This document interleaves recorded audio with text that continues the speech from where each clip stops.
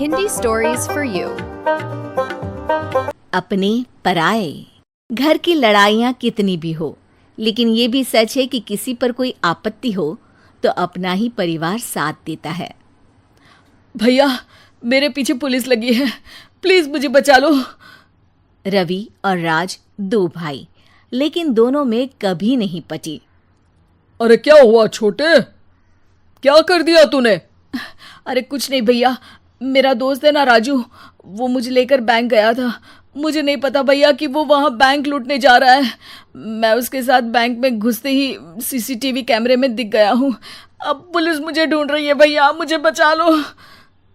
राज कुछ सोचता है, फिर कहता है, ओके, तुम यहीं रुको, मेरा एक दोस्त पुलिस में है, मैं बात करता हूँ। तभी वहाँ रवि की बीवी राज की बीवी के साथ आ जाती है।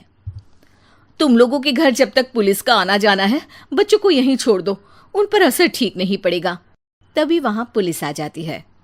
चलो चलो, कौन है रवि, थाने चलो। मैंने कुछ नहीं किया, मुझे कुछ नहीं पता।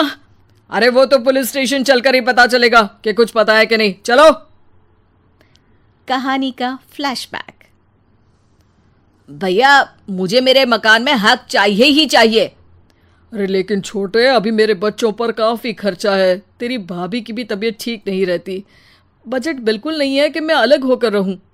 देख लो भैया, 1 महीना है तुम्हारे पास, जल्दी से घर खाली कर दो। अरे कैसी बात कर रहे हैं भैया, मेरे शरीर में अभी इतनी हिम्मत भी नहीं कि घर को खाली करे। तो क्यों अपना पोषण बेचा भाभी? अरे तुम तो जानती हो, पिताजी की बीमारी के कारण उन्हें हमारी ज़रूरत थी, कैसे आते पैसे। ससुर जी तो बूढ़े थे भाभी, उनकी बीमारी में भी पैसे लगाना कौन सा अकल का काम था? तो क्या पिताजी को मैं मरने के लिए छोड़ देता? अरे रवि, तू तो समझ, पापा को हमारी ज़रूरत थी, उन्होंने हमारे लिए हर वो काम किया जिससे हमें खुशी मिले। बैक टू रवि, जो जेल में बैठा है। ये मैंने क्या कर दिया था? मैं ना पिता का हुआ ना ही भैया का। मेरे साथ जो हो रहा है ठीक ही हो रहा है। तभी वहां पुलिस वाला आता है। रवि, तुमसे कोई मिलने आया है। भाभी, आप यहाँ क्यों आई? पुलिस स्टेशन है ये भाभी। भैया, आपकी जगह मेरा भाई होता तो क्या मैं नहीं आती?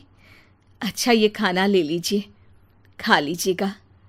आपके भैया लगे हैं वकीलों और पुलिस वालों से बात करने में। डरने की कोई बात नहीं, जब आपने गुनाह किया ही नहीं तो सज़ा भी नहीं मिलेगी। रवि भाभी को देखकर रोने लगता है। घर में साक्षी चुपचाप बैठी होती है कि तभी सोनम कहती है, अरे साक्षी, क्या हुआ, परेशान क्यों हो रही हो? भाभी, अभी अभी पुलिस स्टेशन से खबर आई है, इन्हें बड़े जेल में शिफ्ट किया जा रहा है। मैं क्या करूंगी भाभी? रो मत, हम अच्छे से अच्छा वकील करेंगे। लेकिन उसमें तो बड़े पैसे लगेंगे दीदी, हम इतना पैसा कहाँ से लाएंगे? अरे क्यों, ये मकान है ना, और मेरे कुछ गहने भी है। साक्षी की आंखों में पानी आ जाता है। पर दीदी, ये तो आप और भैया की मेहनत की कमाई है। पापा के बाद भी तो हम लोगों का सब खत्म हो गया था। पापा को तो बचा नहीं पाए, लेकिन भैया को ज़रूर बचा लेंगे, और भगवान चाहेंगे ना तो दोनों भाई मिलकर इससे भी बड़ा मकान खड़ा कर लेंगे। साक्षी। थोड़ी देर में राज वहां आता है। सोनम सही कह रही है साक्षी, पैसों की कमी के कारण किसी भी बेगुनाह को सज़ा नहीं मिलती। राज एक अच्छा सा वकील करता है। सोनम और साक्षी बचाए पैसे और अपने गहनों को बेचकर रवि का केस लड़ते हैं और जल्द ही रवि जेल से बाहर आ जाता है। रवि राज को गले लगाकर कहता है, भैया मुझे माफ़ कर दो, मुझे साक्षी ने सब कुछ बताया है। भैया, आपने मुझ पर विश्वास किया, मेरे लिए दिन रात मेहनत की, भाभी ने अपने गहने तक बेच दिए। भैया, आपने तो पापा के लिए भी पैसे नहीं देखे, लेकिन मैं बहुत ही सेल्फिश निकला। भैया, एक आखिरी बार मुझे माफ़ कर दो, मैं शर्मिंदा हूँ। अरे भाई, अपने तो अपने ही होते हैं, पापा ने हमारे लिए क्या नहीं किया, ये तुम्हें बताने की ज़रूरत नहीं है मुझे। और फिर तू तो मेरा भाई है। पैसे से बढ़कर रिश्ते होते हैं भाई।